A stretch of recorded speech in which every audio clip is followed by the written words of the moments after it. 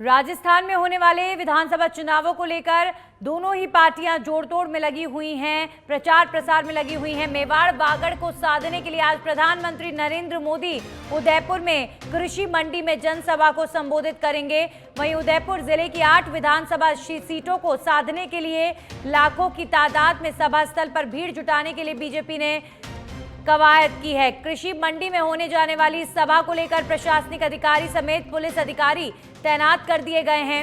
जानकारों का कहना है कि मेवाड़ और वागड़ की 28 सीटों पर जिसने जीत हासिल कर ली उसकी राजस्थान में सरकार बनना तय माना जाता है। तो आज प्रधानमंत्री नरेंद्र मोदी मेवाड़ वागड़ को साधने के लिए आ रहे हैं। उदयपुर शहर में आज पीएम मोदी की जनसभा होने वाली है और इस जनसभा को संबोधित जब प्रधानमंत्री करेंगे तो लाखों की तादाद में भीड़ इकट्ठी हो, इसके लिए बीजेपी की तरफ से लगातार कवायद की गई है। आज उदयपुर शहर में आपको बता दें, ताराचंद जैन जो बीजेपी से प्रत्याशी हैं, उनके लिए वोट मांगते हुए प्रधानमंत्री नजर आएंगे। तो उदयपुर जिले की बात करें, 8 विधानसभा सीटें हैं।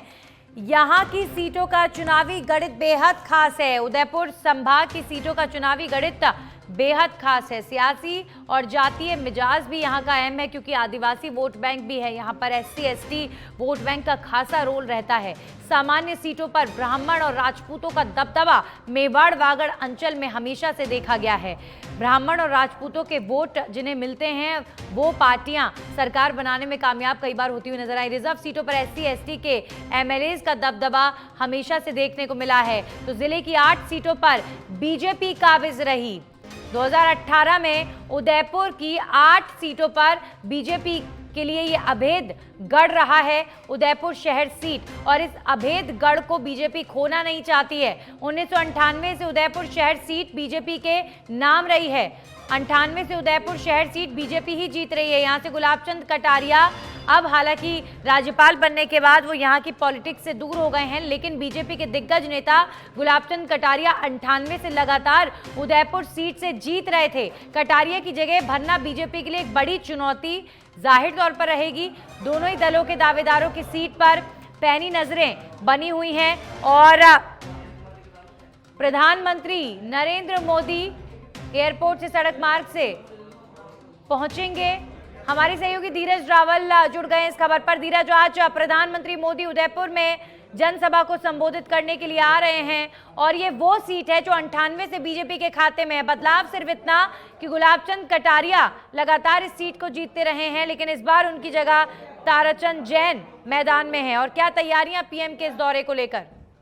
जी बिल्कुल, राजस्थान का चुनावी रण तैयार हो चुका है। दोनों ही पार्टियां जो है वो दमखम लगाती हुई नजर आ रही है कि किस प्रकार से मेवाड़ और वागड़ को साधा जाए और वोट अपने पक्ष में दिलाकर राजस्थान की सरकार बनाई जाए।